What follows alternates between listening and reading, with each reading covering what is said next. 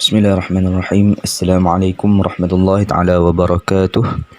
Alhamdulillahirabbil alamin wassalatu wassalamu ala asyrafil anbiya'i wal mursalin wa ala alihi wa sahbihi ajma'in, amma ba'd.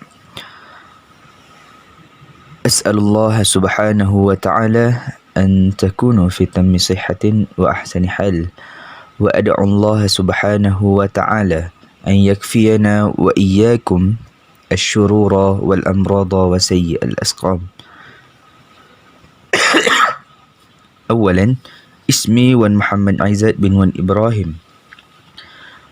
رقم الطلبة 050104، وأنا طالب من فصل الخامس بجامعة سلطان زين العابدين.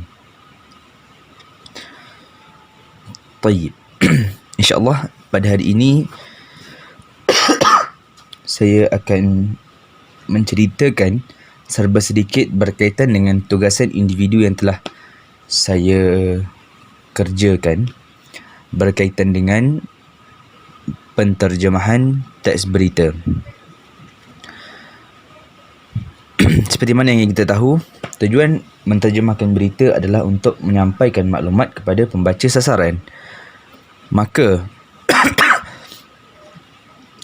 setiap fakta dan maklumat yang terdapat di dalam teks berita perlu diambil berat kerana kualiti suatu terjemahan itu bergantung kepada maklumat dan fakta yang disajikan. Jika maklumat dan fakta yang disajikan itu salah, maka kualiti teks terjemahan berita akan menjadi buruk ataupun tidak berkualiti. Jika dilihat pada hasil terjemahan saya ini, anda akan dapati terdapat beberapa perkara yang telah saya ubah ataupun telah saya gugurkan daripada teks asalnya. Sebagai contoh, perkara yang saya ubah adalah pada ayat irtafa'an as'ar zahab as-sulatha. Jika dilihat di dalam teks sumber, as-sulatha berada di tengah-tengah ayat. Tetapi untuk teks terjemahan, saya telah meletakkan perkataan selasa di hadapan untuk menunjukkan hari berita ini dikeluarkan. Kemudian, untuk perkara yang telah saya gugurkan adalah seperti contoh, litazid min iqra'il ma'dinil asfar, permintaan yang tinggi terhadap logam kuning. Asalnya adalah seperti itu, tetapi saya telah tukarkan logam kuning itu kepada istilah emas terus. Maka di dalam terjemahan saya menggunakan seperti ini: permintaan yang tinggi terhadap emas. Dan perkataan kamuladhi aman saya gugurkan kerana saya tidak pasti bagaimanakah untuk menerangkannya di dalam terjemahan saya. Maka saya gugurkan dan ayat menjadi seperti, justru itu pemulihan ekonomi global dijangka akan menjadi perlahan di samping permintaan yang tinggi terhadap emas berikutan peningkatan harganya. Maka ayat yang menunjukkan kepada kamuladhi aman tiada di dalam teks terjemahan saya kerana saya berlaku sedikit kekeliruan di situ, maka saya tidak letakkan di dalam teks terjemahan saya. Yang penting maklumat berkaitan dengan harga emas meningkat naik, berlakunya gelombang baru jangkitan COVID-19 dan pemulihan ekonomi global akan menjadi perlahan. Itu adalah fakta-fakta penting yang perlu saya sajikan dan saya telah masukkan ke dalam teks terjemahan saya. Sekarang mari kita lihat kepada ayat kedua yang telah diterjemahkan berdasarkan kepada teks berita ekonomi. Baiklah, terjemahannya adalah seperti berikut.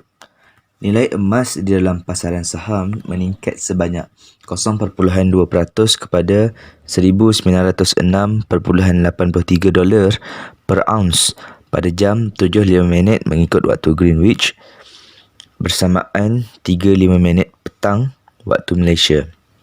Baiklah, di dalam terjemahan ini ada perkara yang saya kurang jelas penggunaannya di dalam bahasa sasaran.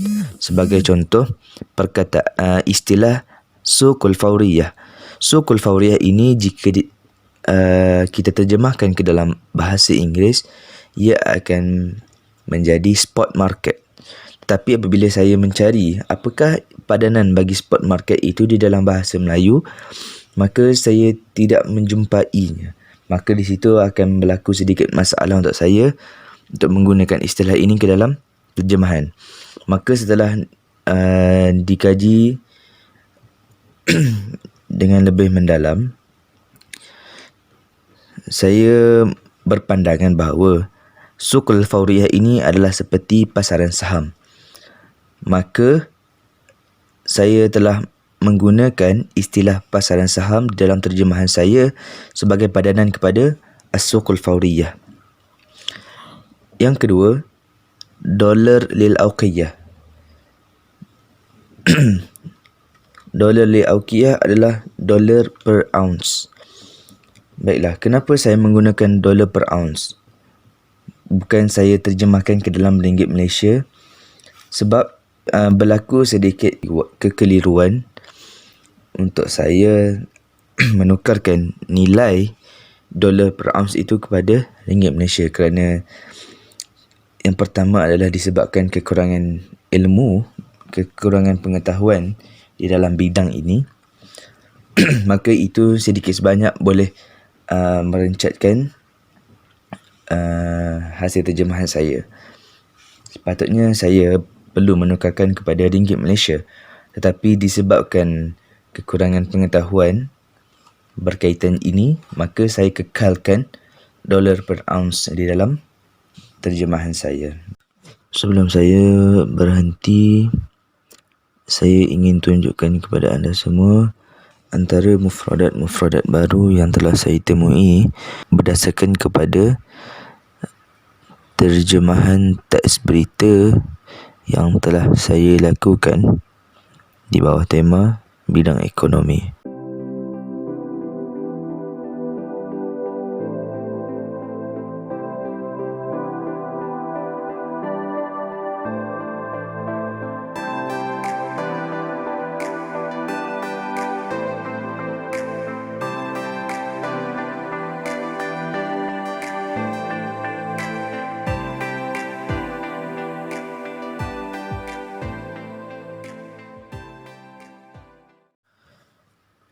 شكرا على حسن استماعكم. إلى اللقاء. والسلام عليكم ورحمة الله تعالى وبركاته.